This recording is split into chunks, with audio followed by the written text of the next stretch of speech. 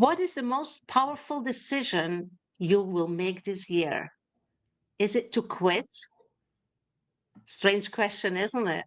Welcome to the Power Talks. I'm Helena the Monk. I'm your host, and today's conversation will absolutely challenge everything that you have been taught about grit and sticking it out. So please welcome with me Shannon Jimenez, a woman who has turned the art of strategic quitting into a superpower. As a corporate leadership veteran and architect of high performing teams, Shannon doesn't just talk about reinvention, she's lived it. She is the author of How to Be a Quitter, a manifesto for leaders who've discovered that staying silent in toxic boardrooms or clinging to misaligned goals isn't resilience, it's self betrayal. But here, what is making her revolutionary? She pairs boardroom tested strategies with meditation teacher wisdom, proving that mental clarity isn't soft, it's your ultimate competitive edge. So, welcome, Shannon. It is great to have you here. How are you doing? I am so good. I'm so happy to be here. I love that intro. Thank you so much.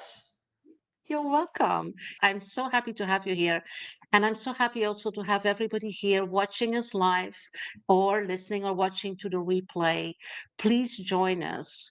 We have the comment box that is open for you. So if you have any questions or feedback or whatever you want to share with us or with the rest of the audience, just do. Be active, be proactive, ask your questions. Also, if you're watching or listening the replay, just put your stuff in the comment box. We will monitor it and we will get back to you. If you are not connected yet with us on LinkedIn, do that. Find Shannon, find me, connect with us so we can keep you in the loop of everything that we are doing, how we are supporting leadership. And Shannon, let's start. Okay. You have guided executives through billion-dollar pivots while teaching them to breathe through the chaos. So let's see where it gets uncomfortable with a question that I have and with something that I also have dealt with that was challenging me. Why do brilliant women still view quitting as failure when it might be their greatest leadership act? Oh, wow. That's a strong question to get started with. Mm, I think that in a nutshell, society tends to view quitters through this negative lens. And you hear it everywhere. You see it everywhere. You see, don't be a quitter, just keep going. It's this associating quitting with weakness. It associates it with failure or a lack of perseverance, is how what we hear, what we see, whether you're on social media, those motivational speakers are all telling you, don't quit, keep going, wake up earlier, if move things around to get that thing done. And so the cultural narrative often glorifies this sort of grit and this pushing through at all costs. Absolutely. Yeah, I think that quitting can be misunderstood as giving up rather than Yeah. making a really powerful, intentional choice. And I think Mm. that's why, to answer your question, a lot of us, especially women, have this pressure of we don't want to give up. We don't want to be looked at as someone who quit, who, didn't push through, or maybe we were weak. We weren't as strong as the other people who didn't quit, who could have pushed through. But that's the twist, is that Mm. quitting is often the bravest move in the room. It's the Yeah. refusal to settle. It's the courage to choose peace over burnout. And it's the wisdom to recognize when a chapter has just run its course. Yeah. I love that. Becomes part of our identity, right? I am not a quitter. I am not a quitter. I won't give up. I have to persevere. And we do that in our jobs. We do that in our relationships. We do that in projects. It's like you say, we cannot reframe this as a conscious choice to stop something and make space for something new, Mm. right? So tell us a little bit about your story because you have a background in that before you wrote your book and became like the I cannot say the quitter diva, that would sound very wrong, but The before you quitter came diva. into the mindset, Yeah. the Hey, look, I'll take it. mindset No, of what is possible, right? the pivoting person. Yeah. Yeah, I like Well, that. Yeah, the pivoting person. listen, I get it too. I was an athlete my whole life. Let's start back from square one. I was an athlete and I played year-round soccer and it was competitive and I had to be the best. And I'm a recovering perfectionist on top of that. So I'm getting it from just all angles my whole life of don't quit, and you made a commitment and you have to show up for your team and be the best for yourself and for the coach and all of these things. I was raised on hustle, on discipline, on this belief that quitting meant failure. And add in that dash of perfectionism, and I just had the perfect recipe for burnout. The Yeah, thing that I would say where I start to wake up and know and change that narrative was when I discovered mindfulness. And I did study mindfulness and meditation. And mindfulness is basically your inner voice saying, hey, maybe this isn't it. And so that voice got louder and louder. And one day I realized that I don't have to stay stuck. I started mhm, questioning things that I had never really given myself permission to look at. Like, why am I staying in a job that's draining me? Or why do I feel guilty even yeah, thinking about walking away from something that just doesn't fit? That's something that I want to be very clear about, is that we're talking about things that no longer fit, things that don't bring yeah, us joy, but we're still doing it. Why? And it's yeah, that question, that mindfulness woke me up. And it's this sort of, I realize that I don't have to wear burnout like a badge of honor. I can yeah, pivot. I can walk away. I don't have to prove anything by being miserable. That doesn't prove anything to anyone other than me just being miserable. it's it started when I went to school for photography. And so you invest in school and you yeah, invest your time, you invest your money.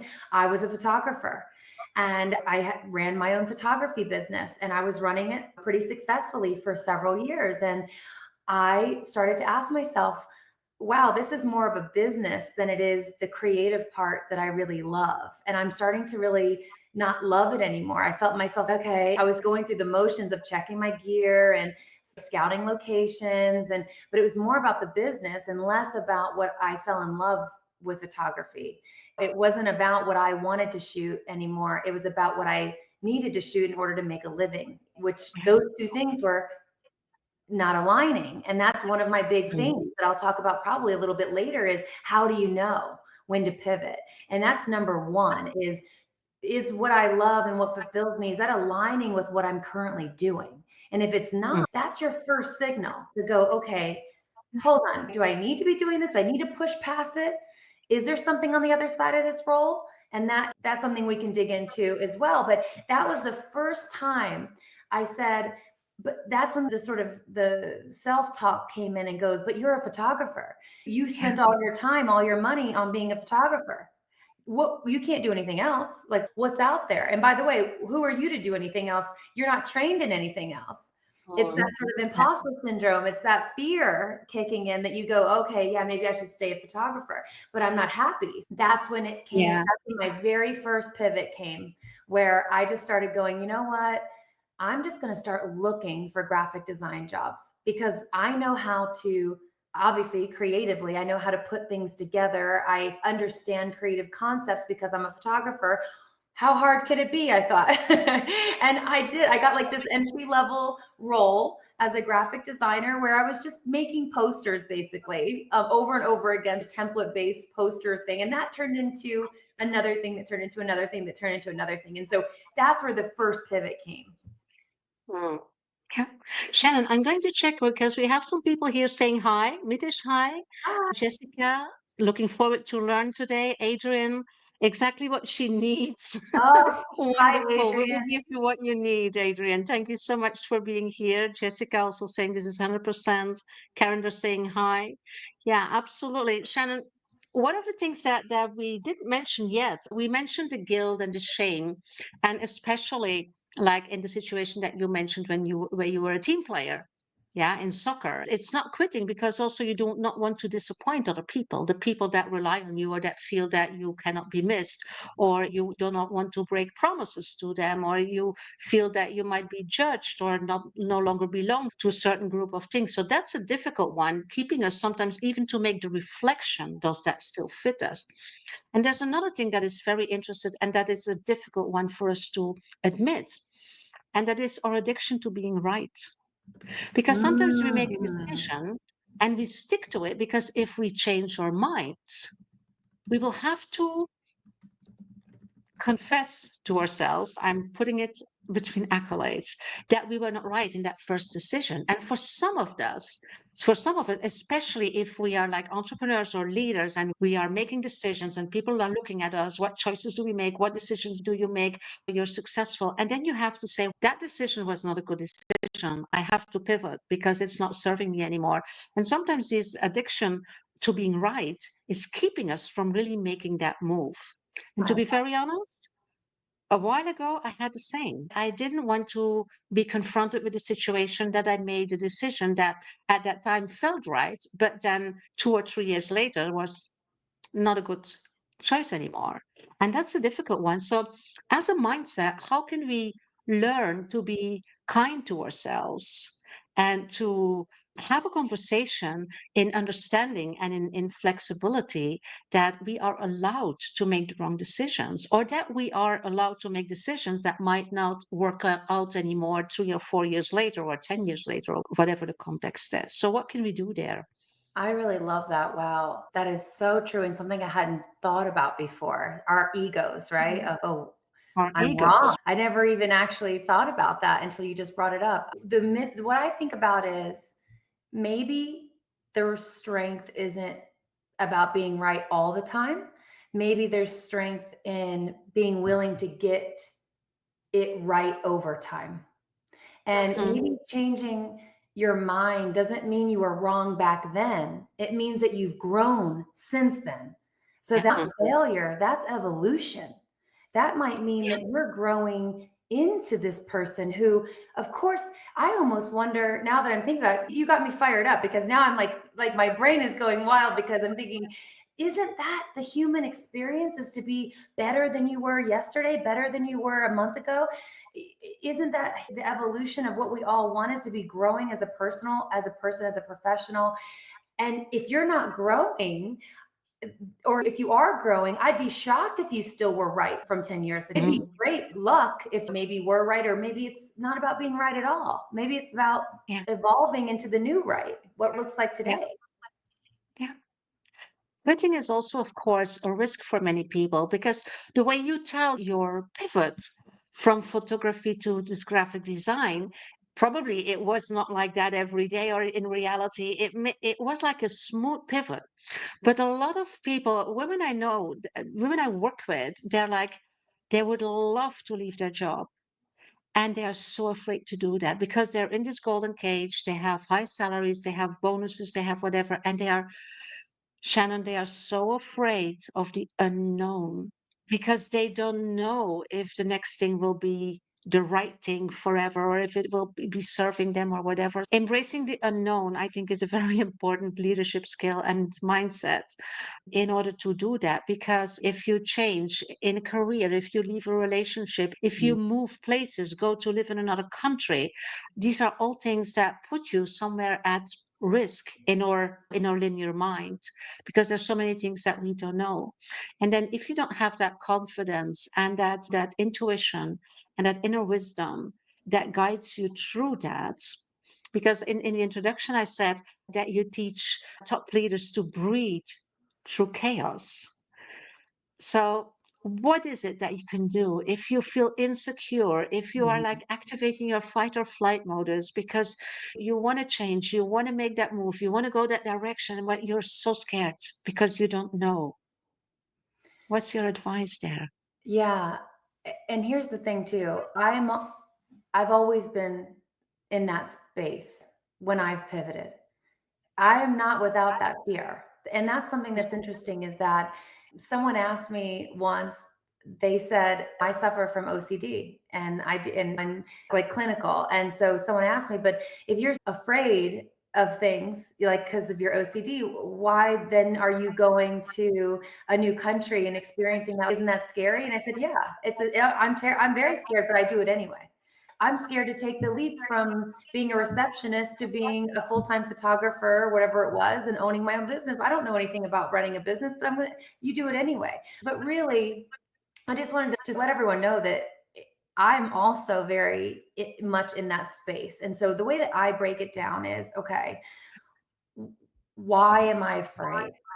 Is it because the unknown feels more daunting than staying in a role that you've maybe outgrown? Okay, maybe that's the why. Trying to be intentional, like maybe breaking it down. I understand that fear can be paralyzing, if more than just like everyone else. It can be actually paralyzing where you don't want to move at all and you just go fight or flight and you're going, I'm going to stay right here because it's comfortable and I know where I'm getting my paycheck. And we cling to the familiar Yeah. even when it's no longer fulfilling because the alternative could be, oh my gosh, what are your worst fears? I don't know, fill in the blank. It depends on the person.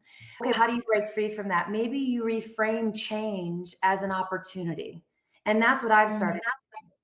I've shifted my perspective into change isn't a threat. It's an opportunity for growth. It's an opportunity for reinvention.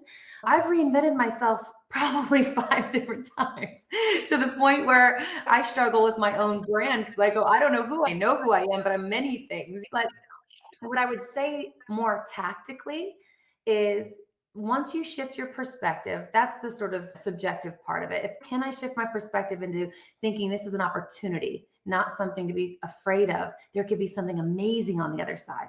What if you changed it to that versus there could be something scary on the other side? Then tactically Mm. start small. Begin with a small shift that moves you towards your ideal role or your ideal career path. A Mm. small step can help build momentum and reduce that sort of overwhelming feeling of a giant leap. So maybe you Yeah. don't take the giant leap, but maybe you take a small step towards the thing that you think will be better on the other side. Yeah.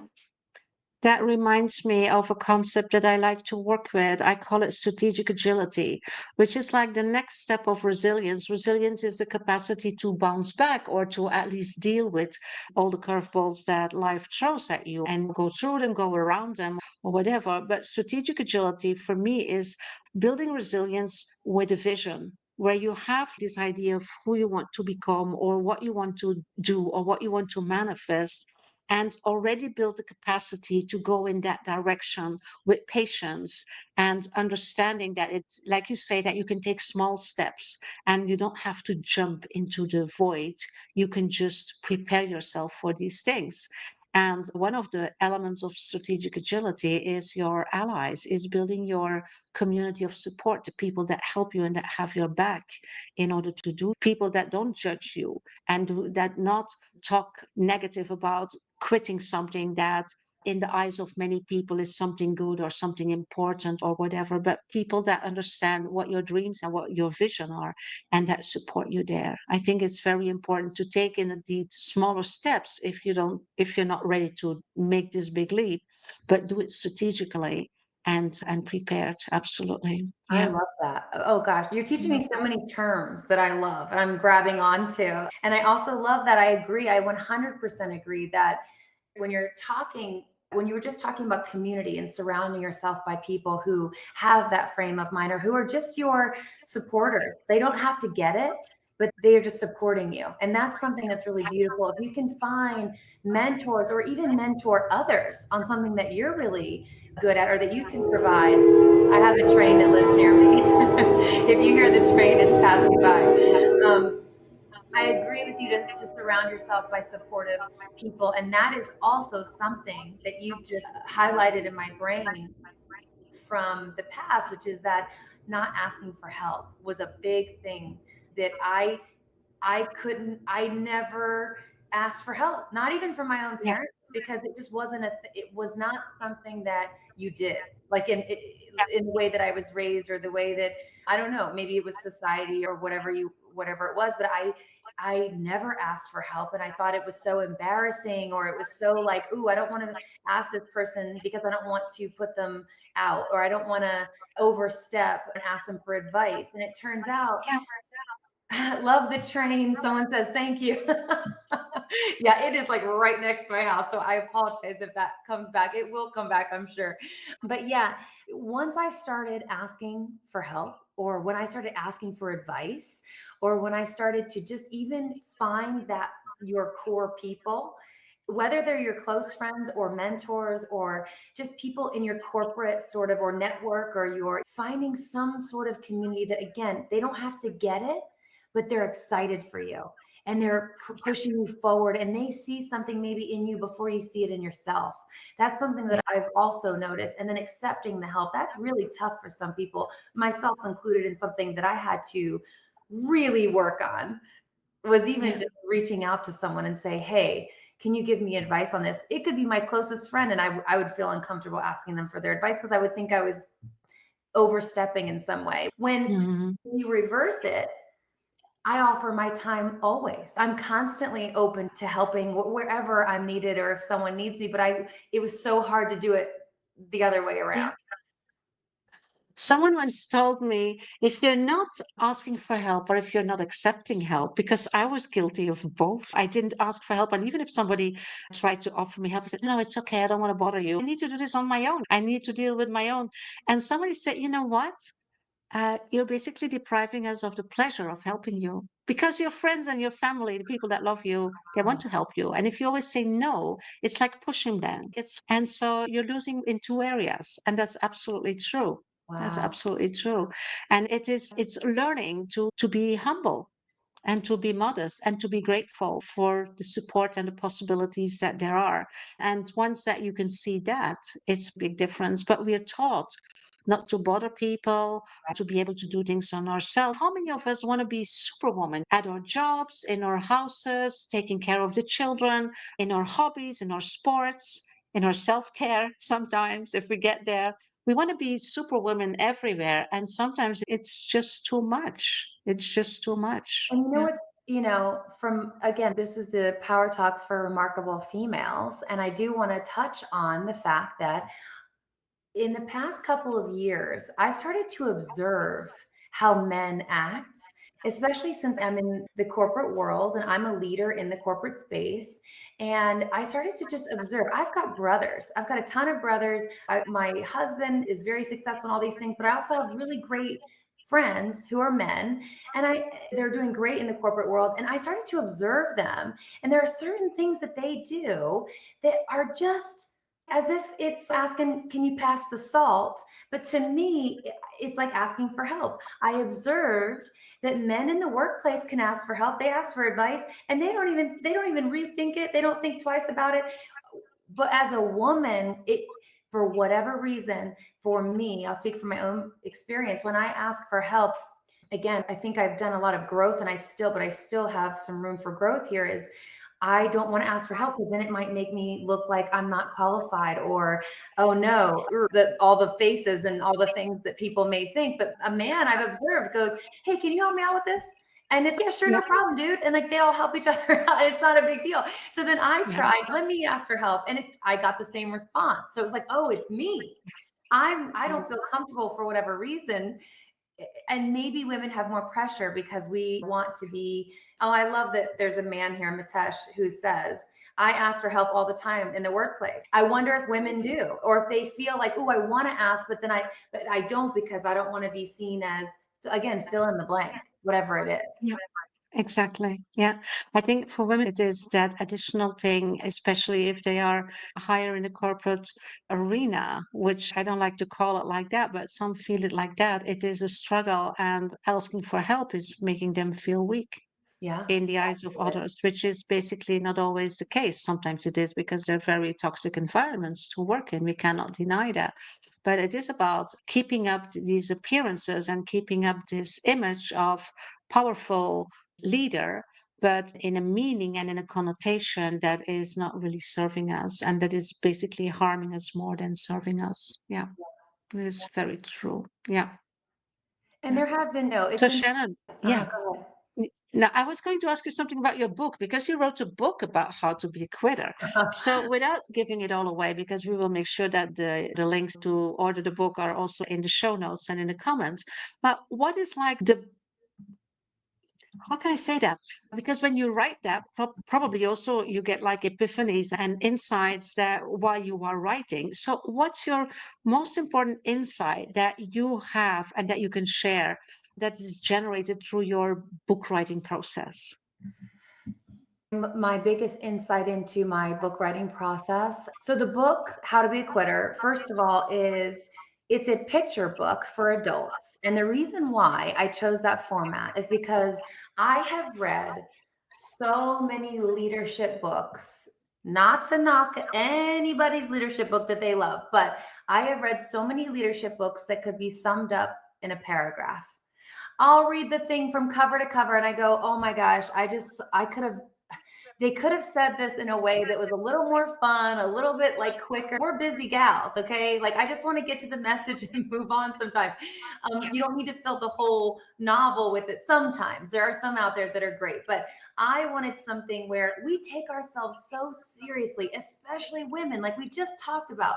We come to work and we have to, some of us feel like we have to have everything together. Like you said, superwoman, you have to be the mom guilt is a whole other thing that I it's like you put so much pressure on yourself as a woman in so many aspects of our lives that I thought, let's make it fun and let's make it quick and let's make the story just resonate with people who it again, it's like a woman named Maggie, and it's a picture book, and it's the pages turn pretty quickly, but it's about a 20-minute read, but it's to give some life, some fun back into our lives. It's a leadership book, Mm. but in a way that's almost it's a one of my favorite books that I read is this big, and it's called Who Moved My Cheese. My dad Yeah, gave it to me when I was very just starting out, and it was such a quick read, and you got the point, you understood the message, and exactly. it was quick, and I still remember it to this day. So this book is it takes you through the corporate, like very much like I dramatized it a little bit. So you got like the fluorescent lights, you got the cubicle, you got the dead plants in the corner, and it's Maggie, and she's in that struggle of she feels like something's not right. She's not feeling happy every day. She's not feeling fulfilled, but what is she going to do about it? And the whole sort of book is about what is she going to do? Is she going to do anything about it? And it's what I learned is my insight is through the writing process was my editor had asked me like, who is Maggie? Who's the character? And I thought to myself, it's hard to pin down because it's a little bit of me, but it's also a little bit of some of my friends and colleagues that I've observed throughout the years who have gone through these internal struggles that maybe weren't as big of a struggle for me because I take risks. Not everyone is as risky, like we talked about in the beginning. But so I pulled from a lot of people's experiences that they've shared with me into this one character who goes through the ups and downs, the fears, the imposter syndrome, all the things. And then at the end, you figure out what she's going to do. And it, to me, just transported me into that world again. Like when you're in that internal struggle of, "Mm, but oh God, if I quit this, then what's going to be on the other side?" And that sort of push and pull that we go through in our minds. It's very silent. It's like a silent suffering too, that I think Yeah. once I put it on the page, it feels so like alive and in front of you as if she's experiencing it out loud, but it's all in her head. And a lot of times when it's in our head, we're just silently suffering. And it's to me, the book helps. It brought it out of my head and put it more almost like a journaling experience. Beautiful. I like that. Yeah. Yeah. I like that. Yeah, I think, and I love what you say. There's a little bit of me and there's a little bit of so many other people because I guess that this topic resonates to a lot of people. This is something that also because society puts so much pressure on what we are supposed to do, how we are supposed to behave, how we are supposed to organize our studies, how we are supposed to organize our careers. So we just get into that, even sometimes without thinking a lot, because it's just what is done, or it's just what, my friends are doing and what my parents are expecting. And you just are in that. And then, yeah, Yeah. then how can you quit that? Because there's so many expectations. I remember when I did certain things, my parents, very good intentions and very worried, like, what, you are going to do that? Why don't you stay there? It's much safer and you are used to that. And so there's so many expectations from family, from friends, also from team members, that you do not want to disappoint people. And in the end, I see women leaving an organization after hesitating for years because they do not want to leave their team, because they feel responsible for that team. And then one day, one of their team is leaving, and another one in their team is leaving as well.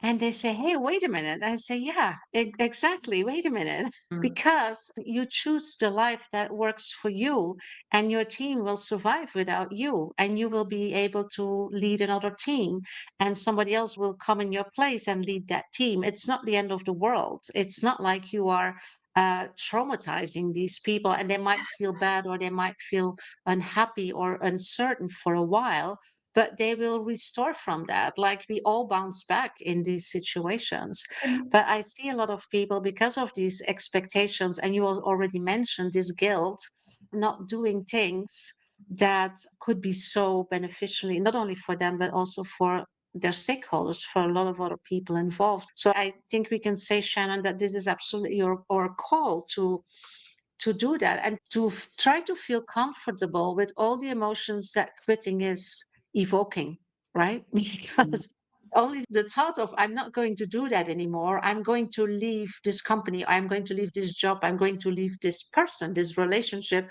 and I know a lot of emotions start coming. So it is about living through them, because it's not only fear, it's a lot of other things as well. And it is about, and you have this mindful practice and this meditation practice. How can that help for people in order to go through those emotions, in order to stay present and to make their decisions with clarity? Because that's what it is about. How can you help people doing that through some mindful practice or breathwork practice? What would you advise, like, to for them to take away from this conversation? yeah, you touched on so many things that I resonate with. My gosh, if anyone, and I know there are some of my old team members on this call, I can see them. And one thing that I think I pride myself on is being a really strong people manager. So not only because of the sort of objective part of that role, but also because I am very intentional when I hire people. And I'm very intentional when it comes to growing people in their careers and making connections with them to understand what their why is and why they stay at a certain job. And as a leader, it's really important for me to understand their why. And one thing that for those women out there who think about, oh, I'm going to leave my team and I'm going to leave them high and dry, one thing that I think about when I've been in those situations, and it has been where it's, oh my gosh, my team, I love my team. Like, they're my people. Like, I handpicked them, and then I helped them grow. And it's more than just a job sometimes. It really is. It's a relationship building exercise as a manager. If you're an intentional manager and you're someone who loves to see people grow in their own right and things like that. And it's not about giving up. It's about making space. It's about making space for it. When I leave, that has opened up opportunity for someone else sometimes in companies. And it's also about making space for what lights you up. Because if you're not Yeah. lit up at work anymore, then it's not doing your team any service, right? It's doing them a disservice because you're not coming with your authentic self, your energy, your passion anymore. And what I want to talk about with mindfulness is all about intentionality. So when you make your pivot, when you quit, it's plan your exit. There's no need to burn a bridge. There's no need to go, forget this, I'm out of here. In fact, it's doing the work before you get to that point. That is the really great part about this, like, talk is about, what do we do before you get to the point where you're like, forget it, I'm done, I'm closing my computer, I'm never going to this place Yeah. again. So I would say, try your best to just every day take stock. When you wake up in the morning, you get to your into your computer in the morning, or if you go to the office in the morning, what are you feeling? Are you, what's your why? Why do you show up? And focus on that. Is it aligned with what you're doing, what you like to do, and what fills you up and what lights you up? Is that what you're actually doing at work? And I would make note of it, maybe in your head or on a piece of paper. And also, how do you feel at the end of the day?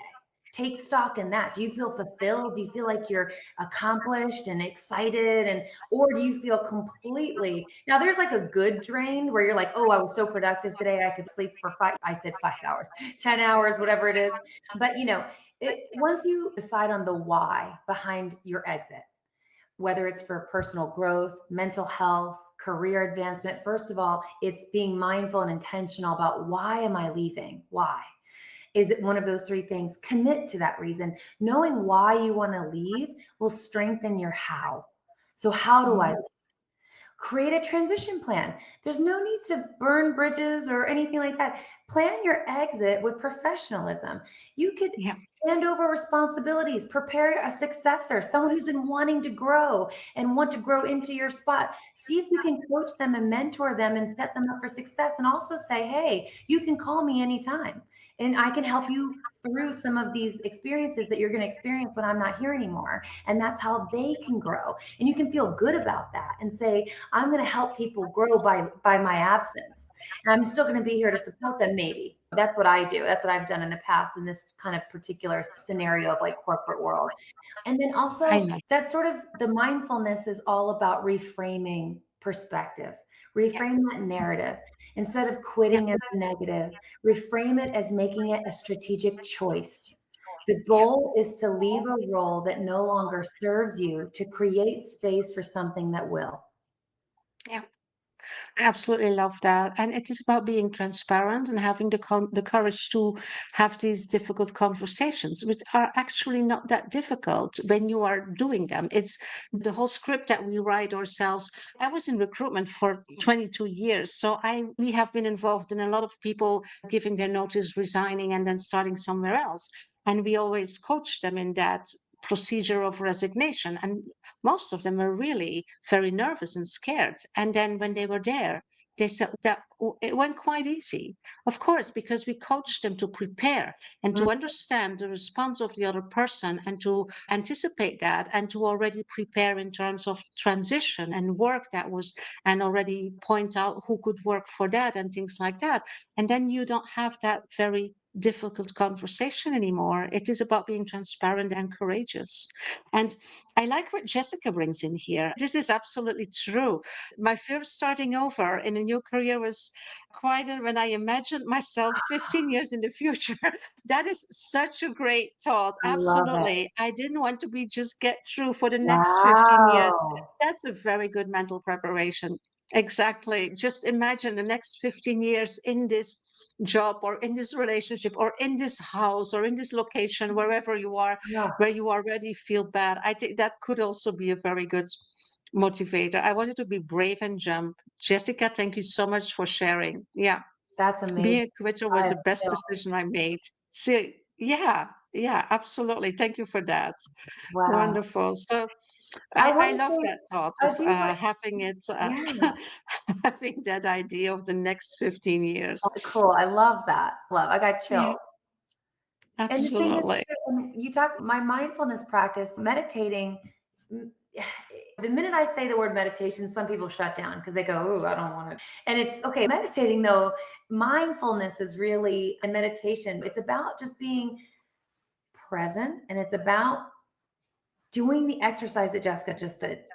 It's Yeah, about taking stock. It doesn't have to be, meditation doesn't even have to be you sitting in a quiet space. It can be, but it doesn't have to be you sitting in a quiet space with your legs crossed and quieting your mind. It could also be a meditative practice of being mindful and being okay, like again, taking stock. What do I want my life to look like in 15 years? yeah, That's getting yeah, yourself out of autopilot and into the present moment and going, what, okay, let me plan. Let me think about how do I feel right now? Do we ever ask ourselves, how often do we ask ourselves, how do I feel right now? Or how did I feel after that meeting? Do I feel good? Do I feel uneasy? Why? And then like digging into that. And the more you do mindfulness and the more you do meditation, like whether it's formally or informally, it's that, but getting off of autopilot, the more you do that, the more you'll be in tune with your gut feelings and your instincts. And I would say to Yeah. trust your instincts 10 out of 10 times. Even if you Yeah. go rationally, I feel like my mind is saying you shouldn't be worried about that or you shouldn't do this or that. If your instincts are screaming and your gut is telling you, get out, get out. Yeah. Absolutely. Yeah. And for people who don't feel comfortable with meditation, I was talking this morning with somebody and she says, no, no meditations for me because we were discussing about some practices that we would include in a coaching journey. What works, and it works perfectly for me as well, is visualization practice, where we visualize ourselves in 6 months or a year in the role, in the position, in the location, in the person that we want to become. And there's visualizations, you can download them, and if you want you can ask me because I also have them recorded. You activate that visual, but you also include all your senses. You hear yourself, you see yourself, you can feel, you can see the movements. What are you wearing? Who are you talking with? Where are you living? You can basically create this complete image of who you want to be. And if you have that in mind, if that is really anchored into your soul, when you make your decisions or your choices, you can always make them with her in mind, right? Mhm. What would she, or is this what would be the decision that moves me further in the direction of becoming the person I want to become? And if visualization of meditation is not for you, what also can help is a vision board. Create a vision board online or something that you hang where you can see it very often with who you want to be. And so that's like a constant reminder in order to anchor it and to have it involved in your decision making process and in your choices. There's so many different things because I know some people say no, meditation doesn't work for me. Or I had somebody who said visualization doesn't work for vision boards doesn't work for me because I think in words, not in images. So then journal, write it down. There's so many ways that you can make a projection of who you want to become as like your reinforcement in order to quit and to pivot. Absolutely. I'm trying not to nerd out too much on this, but we, this is what I tell people too. The people who say meditation is not for me, people are meditating all the time and not even realizing it sometimes. Or you can meditate in ways like you're saying, or be mindful in ways like journaling or the visualization meditations. There is science backed reasoning why certain of these meditation practices work. And that's what's really great. And that's something that I focus on my YouTube channel with the journey to peace, like my meditations, is that what is the science that's happening in our brains, in our bodies when we do this particular exercise, you could call it. It is meditation, but it's not that stigma that someone may have around what meditation is. It could be that you are washing the dishes, a normal everyday task. And instead of your mind wandering, you catch it and go, what does the soap smell like right now? What is the water warm or is it cool? And you just ask yourself these questions as you're doing a normal task. That's getting yourself into a mindful meditative state, which is taking you Mhm. off autopilot and into the present moment. And the more that you're present, the more that you can make those decisions, like you said, more strategically too, with a clear mind, with a mind that is focused. And I love your visualization, the different types that you can do. You're a word person, you're a picture person. I have my goals on my saved as my desktop on my computer because I'm on my computer all the time. So every time I look on my computer and log in, there's my goal this is what I want to achieve. And it activates when you visualize something, it activates the same neural networks in the brain as actually doing the task. That has been scientifically proven. So Absolutely. Yeah. see something every day, your brain is literally wiring it to make that thing come to life. And at the Yeah. very basic, most simplified version of it, when you see something every single day, let's say you pass the same billboard to get a cheeseburger every single day, On day 17, you might go, gosh, I'm really craving a cheeseburger. It works. That's why advertising works. There's so many ways you can think about it and explain it in a way that isn't, oh, meditation. Yikes. It's too, is what people say to me. But Oh, yeah. yeah, I love that. Absolutely. There's so many ways. There's also things like little stones. I have them always here on my. They're these things of little crystals that can represent something for you. And I live in the south of Spain, and I lived here for 5 years. And there was a period of 10 years where I was like always longing to be here. The 10 years before that, so that was one of my main pivots to move to the south of Spain, where my heart is. And Wow. in my wallet, with my coins, I had a stone from here. And so every time I paid something with coins, I went in my wallet and I had my stone and I always had it in my hand. And that was like my anchor for Oh, what I wanted.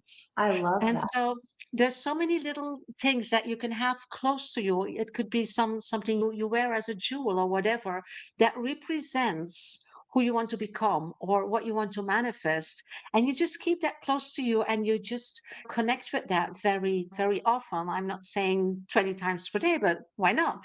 And that is like giving you that connection with and putting things in the universe, putting that energy out of what it is that you want to manifest. And I like that. I have a couple of those, and I had in the past always that also that represented something that was really important for me, and I kept it in my vision, on my radar, or I had it in literally on my body, and that can also be very powerful. Yeah, I love that. yeah, I think that could do two things. I love that you called it an anchor. It could just mm, simply remind you of your why. That's all. That could exactly. be simply a reminder of your why. Is why am I doing? Why am I taking this leap? Why am I saving up this money instead of going out to the movies? Why go to your anchor? I love that. That could be as simple as that. Or the visualization stuff that you were talking about, and actually putting it on your desktop or putting it on a board or journaling it and looking at it every single day, somewhere that you pass every single day. Your brain doesn't distinguish Yeah, between real and imagined experiences. That is truth. yeah, So visualization is like a mental rehearsal of what's to come. exactly. Yeah, Oh, we could talk absolutely. about that a whole other podcast. We can talk for hours, but we have to be mindful of the time. I have one last question for you, Shannon, and I'm just very curious. What was your most important pivot in your life? Oh my gosh. Wow. I think the most important pivot was I like I told you in the beginning, I was a photographer. That was what I went to school for. That's what I was. And then I was a graphic designer. And so I was put in this box of I was a creative person, or people would call me, oh, you're artsy and you're creative. And I never even imagined that I had the sort of that part of my brain that was like techie, that was like into technology or anything like that. I was always the creative person or the artsy one. And there was a time, and I was working in a marketing department as a graphic designer, and someone came in and they were frantic and they said that someone quit who was doing our intranet, like the back end of their website. Does anyone in here know how to code? And me being me, always saying yes to everything, I was like, sure, I've dabbled. I'm sure I can figure it out. And so I raised my hand and I started figuring it out. He would give me his SQL files and I would have to make it pretty, but like on the back end. And so I started YouTubing and asking people that I knew who knew about code. And I taught myself enough to be dangerous with code. And that unlocked this like technical piece of my brain where I was so happy while I was coding in this marketing department. And I could Mm, only allot 20% of my time to coding because I had to do the rest graphic design. And so I called one of my girlfriends at the time who was an HR director at a startup company. And I said, what do I need to do to just be surrounded by this like, techies and people who are like at the cutting edge? And I don't know where to start. I don't think I'm very techy. I just know that I learned how to code and I'm really excited about it. And she said, apply to a startup company as like a support representative and work your way up. And you can go anywhere once you're in a startup company because there's just so many opportunities as they're growing to grow with them. And I made that pivot to being this sort of I applied for a support representative role and I went into startup, like kind of the startup world, SaaS specifically, so software as a service, which is like techie. And I just wanted to be surrounded by these technical people and learn everything there was to know about engineering and all the things. And it propelled my career. That led me to being a manager, which led me to being like a thought leader and a strategist. And it just is where my happy place was, corporate, like in the corporate world. It's just like the juicy, oh, I didn't realize how much I would love leadership and management and teaching and mentoring and coaching and all of that. And it would have never happened if I didn't make that pivot from being a creative, which again, I was boxed in. And even for myself, I thought, I don't know, like, what do I know about coding? I was just playing around over here. And then I made the pivot and I showed up in a full suit to the software company's interview, and they were in like a t-shirt and workout pants, and I felt so uncomfortable. But that's the experience of pivots, is you're Yeah, uncomfortable. You feel like, ooh, I think I'm way overdressed and I don't know anything about this world. Who am I to apply to this thing? But I'm going to try it anyway. I'm scared, but I'm going to do it anyway. And it just took off in such a beautiful way and just led me to so many amazing people and so many amazing experiences, and even to you, I would say. it's beautiful. Such a beautiful story and such an encouraging story. Thank you for sharing that, Shannon. It's amazing. So, the people that are listening or watching this live or also the replay, let us know, what are your pivoting moments, or what pivot would you like to make shortly, or are you dreaming of, or what is the one that you are afraid to make?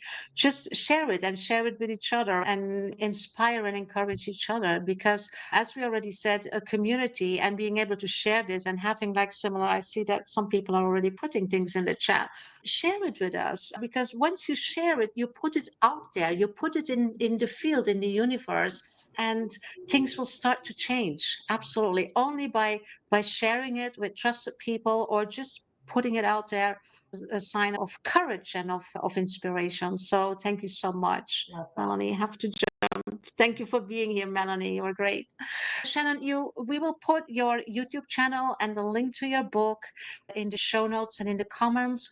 You also have something for the people that are listening or watching that they can download. What is it? Yes, I'm going to send you a Quitters Framework worksheet. So that worksheet is going to be, it's going to have you assess your alignment. It's going to have you identify some of these subconscious traps that we may fall into, planning your exit, embracing the uncertainty, and then there might even be an exercise for you to do, and also tips on how to break free of some of the things that I just mentioned. And then there'll be an exercise for you to do to just really take stock in, is it time to pivot? Because it may not be time yet, but just know that it's okay and it's celebrated. It's not something to look at as a negative. Let's switch our perspective. But I'll provide that worksheet so that you can fill it out and then really take stock on if you want to pivot. And if so, by the way, I'm here. If you want to run your ideas by me, if you want that little bit of motivation or encouragement, I'm happy to provide that to anybody. Beautiful. Thank you so much for your generosity, Shannon. And I want to end this with a beautiful quote again from Jessica. Every day since making my newest jump has been scary, but it's so much better than being bored and unfulfilled. That is beautiful. Thank you so much for sharing, Jessica, and for contributing this way to our conversation. So, anybody that was here, thank you for being here. Hope to see you next week. Jump on our YouTube channel and see also other very powerful power talks. Shannon, thank you. You rock. You were amazing. And it is such an important topic. And I'm so happy that we could have this conversation here and share it with our audience. And looking forward to see what other pivots you're going to make. And maybe we will see now a whole lot of pivots in the world based on this conversation, because we have been inspiring and encouraging people. That's always my hope to do. Thank you so much. Thanks for being here, and see you next time. Bye Thank you so bye. much. Thank you.